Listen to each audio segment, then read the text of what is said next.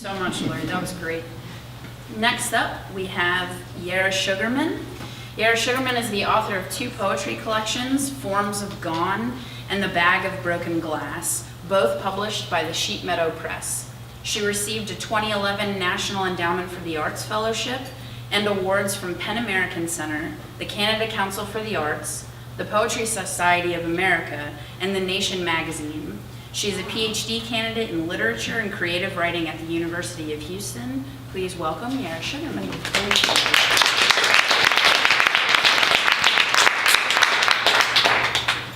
Thank you so much for coming out to hear us, and it's a pleasure to be in such wonderful company with such excellent poets.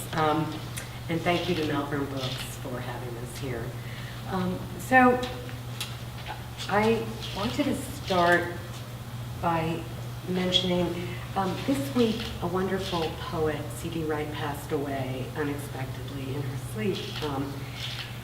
And I found a quote from C.D. Wright, and she said, "Poetry is nothing if not equipped for crisis." And I suppose that many of my poems contend with that idea directly or indirectly. And I'm very grateful for C.D. Wright's poems and her life, her fearless poems and her life. And and sort of my little tribute to her. So my poems do tend to deal with sometimes social issues, sometimes they're elegiac, they're poems of mourning. The first poem I'm going to read is called Still Life. So I want to just talk a little bit about the context. You probably know a bit about this. In April 2014 in Nigeria, more than 200 girls were abducted from their boarding school by a heavily armed militant group, Boko Haram. And Boko Haram translates as Western education is a sin. And they carried out some deadly attacks on many schools because they are opposed to modern education, and particularly for women. So it is believed that many of the missing girls at the time, it was believed they were sold into slavery or forced into marriage.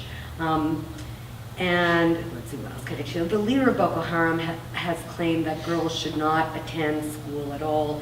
I think some news has changed about them, but the fate of many of them is still unknown. So this is a poem in parts, I'll gesture when I shift parts, about addressing my life in relationship, sort of bits of my life in relationship to what I read in the newspaper about them, or what I read. It's called Still Life, Part 1. Pears cradled in a bowl. I see their surfaces, the fruit's skin, the wood grain's fingerprints, but not how they collide with time exactly, and with the work of swerving light that changes them. How do I grasp this illusion of stillness in the kingdom of my life, where I can will my heart to cool and keep it from crumbling like bread, where I can ease pain with petals and milk and wash grief's silt from my feet and hands, where force is not another word for God. Part 2. In the Nigerian savannah, 3 young girls, just teenagers really, crouch beneath the baobab tree. Dust spirals in from the Sahara. Its gritty curls blot out the sun, choke the baobab's cork-like bark and fruit, monkey bread the size of a coconut. A trade wind scoops up one of the girls' headscarves, the jade of the pears I've arranged in my bowl, and the 3 nearly shake off the fear that loops in the air beside them and sticks to their skin.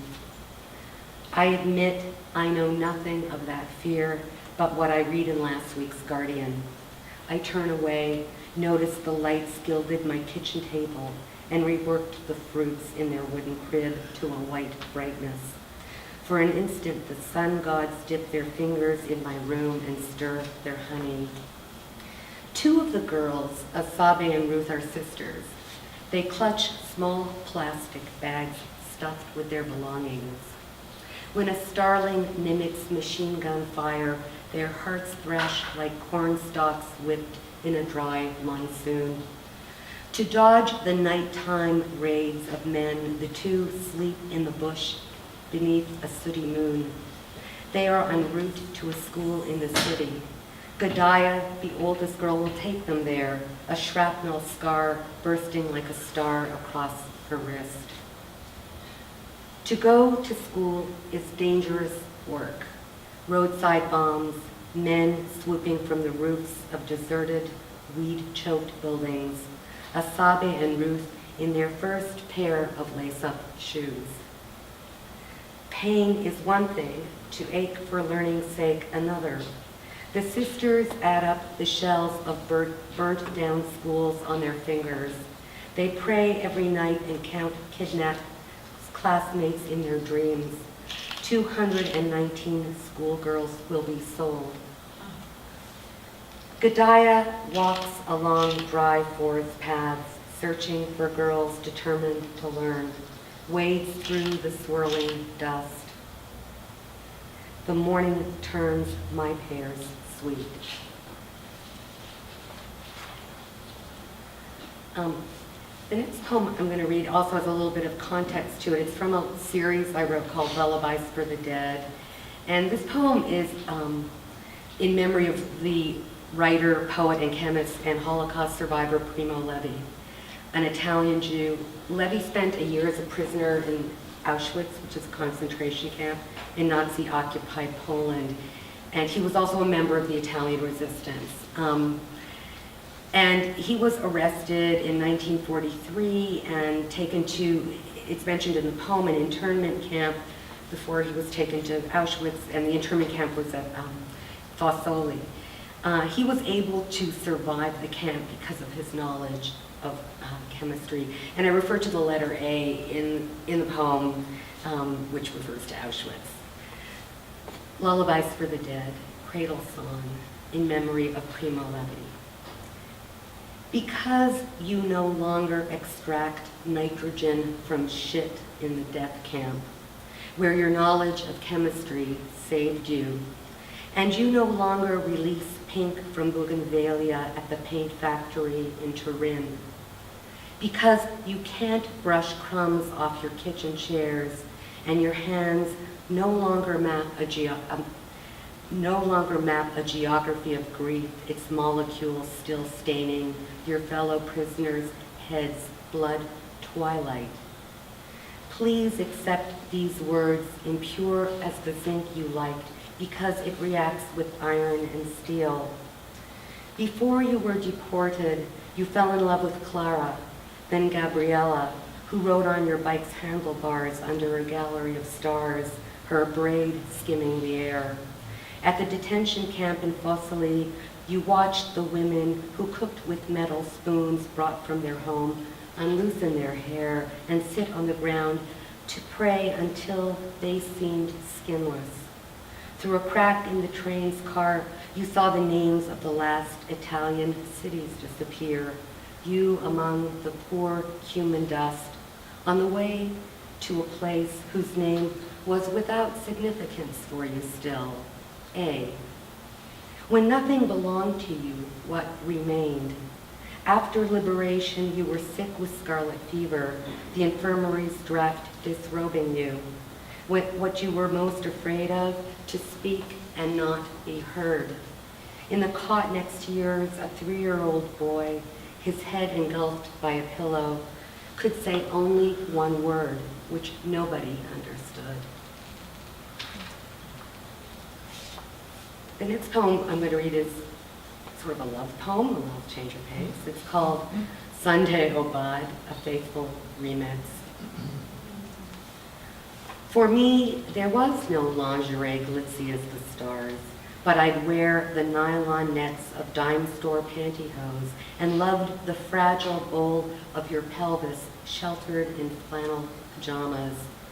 And it was good to wake up to a sky loosened from the dark, to the whippoorwills and bobolinks shooting up and up, jabbing the wind. Good to wake up to your belly quivering like a sleeping cat, to the mayhem of sheets, to the burning sunlight on your thighs, to the slope of your slim fingers, the dawn between them, its pink clouds like feathers. Good to wake up to your hips cursive, to your unfastened lips, to your ribs so delicate they'd once broken when you coughed, to our blouses tangled on the floor, to our shoes lined up against the screen door, mud hardened on them. You were teaching me to purge the bad hemoglobin of youthful madness, to offer it up and give it over to what's larger than the self, until what we offered up was this secret way we discovered out of womb and wound. But love is a kind of madness, although, as Socrates understood, it is good. To lose one's mind, he said, is the path toward finding it. It is good to remember the moment I'd awaken to your skin, coursing from your shoulders into tributaries of shadow, and you still the pilot of my maddening body. Just read a few more. Let's see. This is a poem. The next poem is to a young woman, Jyoti Singh, who was beaten and raped in South Delhi gang raped in 2012 in a bus. She died from her injuries 2 days later, and this poem's also written in parts. It's called The Space Between Us Grazes Me, Part 1. The evening speaks its hoarse syllables, its wind in your throat. You lie in the dark, the sky scoured of its blush, the night's bones pressed into you, the cosmos rotating, flames in your head, your body a snuffed match tossed into an abandoned bus, and you think, mother, and you think, save me, too. So your skin and bones God snapped love off you like a child breaking off a doll's plastic foot. And those who looted you of what was private took their turns with you. Even now, it is as if they are splitting you open with their thumbs, their touch still on your thighs and shoulders. You can see the one whose arms delicately tapered to the lithe hands of a boy. And as you were struck, God played guitar to the slack light of the insensible stars.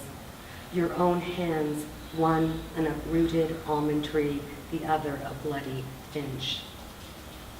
3. Your thoughts migrate, wing, above the Arabian Sea, the Bay of Bengal, over the coniferous woods of the Himalaya, the teak forests of South India, where you would climb the fig trees that once gave shade to the Buddha. You want to hear the branches heave, the tall grass bend and straighten like a mind. 4.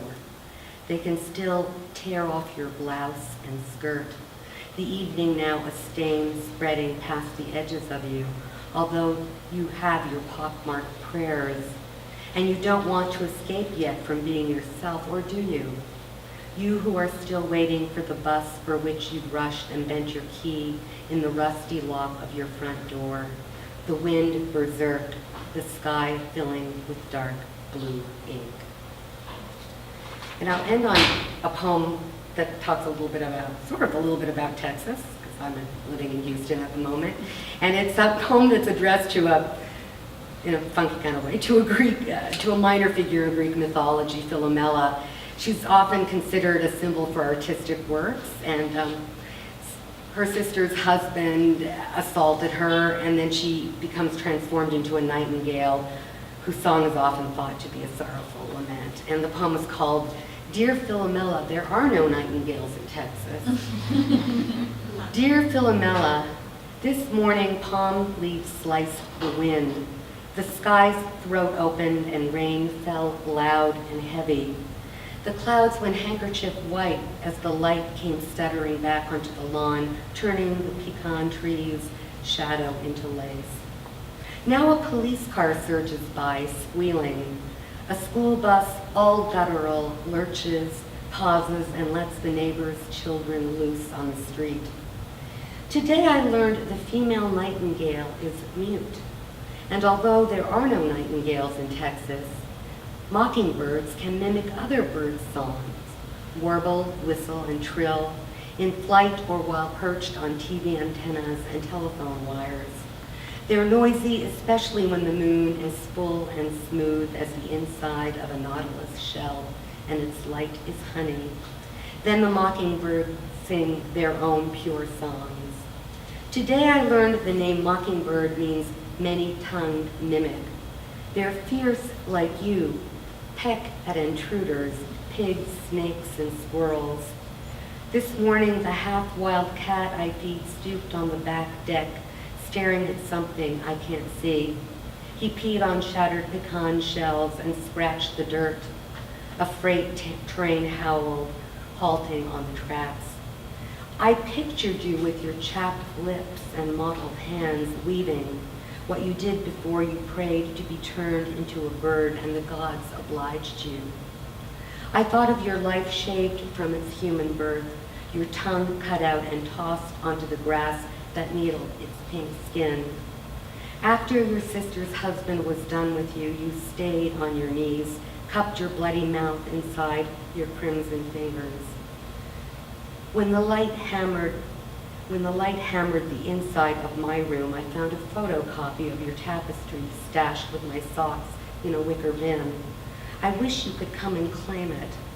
Dear Philomela, if a female nightingale can't sing, who minds your grief for you? Here in Texas, the mockingbirds can't even try to sing the music of your sadness. Thank you.